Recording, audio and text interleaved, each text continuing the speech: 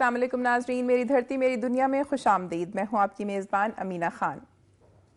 ناظرین، سیلاب سے متاثرہ افراد کی بحالی کے لیے حکومتی دعوے تو کیے جا رہے ہیں، لیکن زمینی حقائق اس کے بالکل برعکس ہیں۔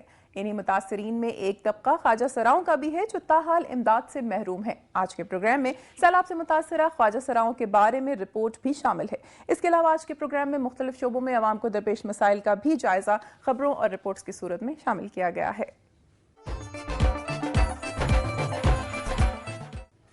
جی ناظرین، پروگرام کا باقاعدہ آغاز کرتے ہیں اور سب سے پہلے آپ کو لیے چلتے ہیں صبح سندھ کی طرف اور نظر ڈالتے ہیں سندھ سے موصول ہونے والی اہم رپورٹس پر۔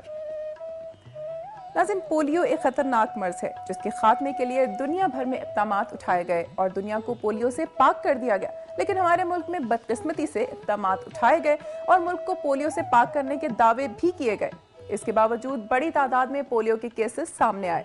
اس صورتحال کو پیش نظر رکھتے ہوئے ہر سال پولیو کے خلاف قومی سطح پر مہم چلائی جاتی ہے۔ اس سال بھی پولیو کے خاتمے کے لیے پولیو سے بچاؤ کے قطرے پلانے کی ملک گیر مہم چلائی گئی۔ آئیے تفصیلات جانتے ہیں۔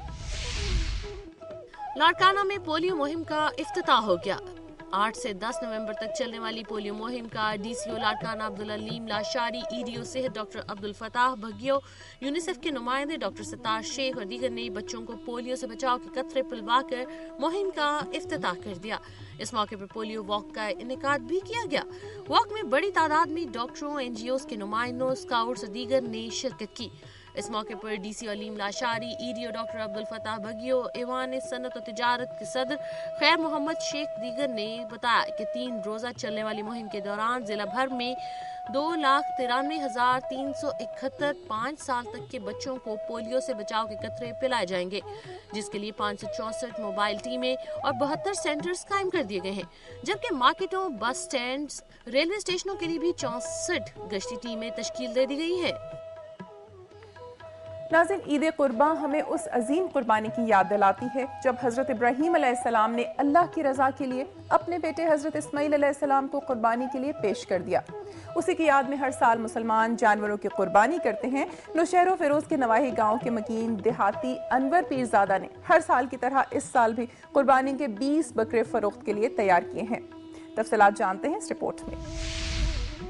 نوشہر و فیروز کے نواحی گاؤں کے مکین نے ہر سال کی طرح اس سال بھی قربانی کے 20 بکرے فروخت کے لیے تیار کیے۔ قربانی کے لیے تیار کیے جانے والے بکروں کی نوشہر و فیروز میں نمائش کی گئی اور بکروں نے اس موقع پر وقت بھی کی۔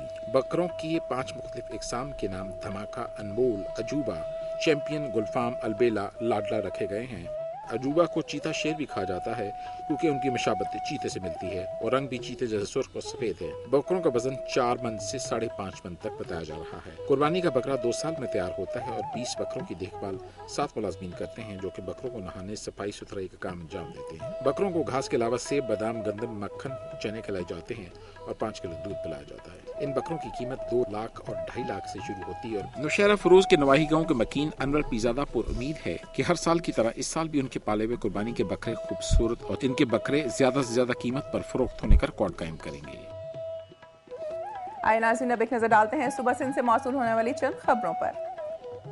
سندھی لینگویج اتھارٹی کے سیکرٹری تاج جویو نے کہا ہے کہ ادب کی اہمیت اور افادیت کو مد نظر رکھتے ہوئے سندھی لینگویج اتھارٹی کی جانب سے بچوں کا ادب اور شاعری کی کتاب شائع کروائی گئی ہے اور 6 مختلف تدریسی سیریز بھی بنوائی گئی ہیں۔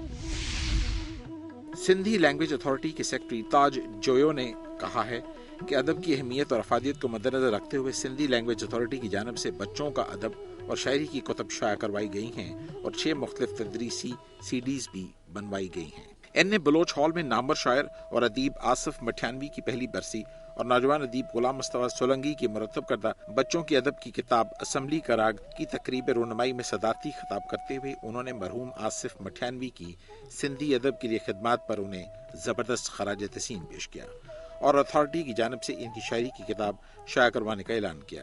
تقریب سے بحیثیت مہمان خصوصی خطاب کرتے ہوئے سندھی ادبی سنگت کے مرکزی سیکرٹری جنرل ڈاکٹر اشفاق پھل نے آصف مٹھانوی کی ادبی خدمات کی تعریف کرتے ہوئے کہا کہ برسی جیسی تقریبات کے انعقاد کا مقصد ادب کے مثبت پہلوؤں کے اثرات معاشرے پر مرتب کرنا ہے۔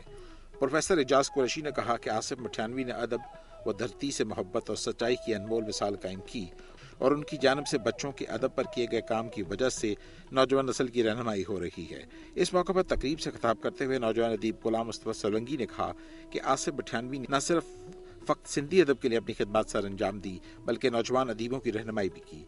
तकरीब से सलीम चन्ना, मंसूर कादर जुनेजो, आसिफ मठानवी के फर्जंद शाहिद लतीफ़ सोमरो, मुस्तफ़ा नागराज व दीगर ने भी खिताब किया। बाज़ा नौजवान अदीब गुलाम मुस्तफ़ा सोलंकी की किताब असम्बली के राग की रहनुमाई भी की गई।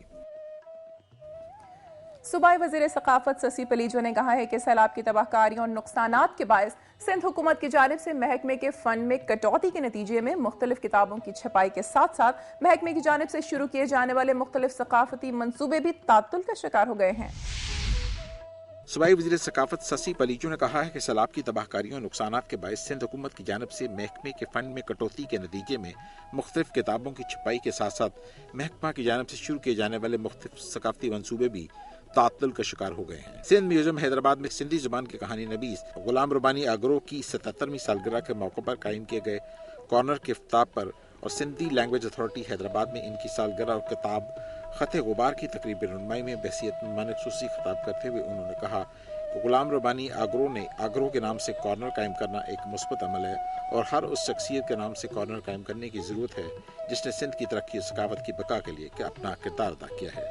उन्होंने कहा कि गुलाम रबानी आगरो सिंधी ज़ुबान के एक बाशऊर और ज़हीन मुसन्निफ थे जिन्होंने जदीद सिंधी अदब में भरपूर किरदार अदा किया और उनकी खिदमत को कभी फरामोश नहीं किया जा सकता। सूबाई वज़ीर ससी पलीजो ने कहा कि सिंध की सकाफत सिर्फ कुल्हाड़ी और कारोकारी नहीं बल्कि शायरी, सिंधी अदब, सिंधी धरती की तहजीब इसकी पहचान है। काबिल तकरीब में तदाती खिताब करते हुए सिंध के मशहूर दानिशवर मोहम्मद इब्राहिम जोयो ने कहा कि माशरे से इंतहापसंदी और तासबाना रवैयों का खात्मा सिर्फ इजहार की आज़ादी और मुसावत से ही मुमकिन हो सकता है, जिससे न सिर्फ मुल्क में तरक्की की राहें हमवार होंगी बल्कि माशरे में भी मुस्बत तब्दीलियाँ आएंगी। सिंध एम्प्लॉयज अलायंस ने ईडीओ एजुकेशन टंडू मोहम्मद खान पर इल्जाम आयद किया है कि वो रिश्वत लेकर खाली आसामियों पर भर्ती कर रहे हैं। मीरपुर खास बोर्ड के चेयरमैन खानजादा प्रोफेसर अलीम खान ने कहा है कि मुआशरे में नकल कैंसर की तरह फैल गई है जिसे अब रोकना नामुमकिन है।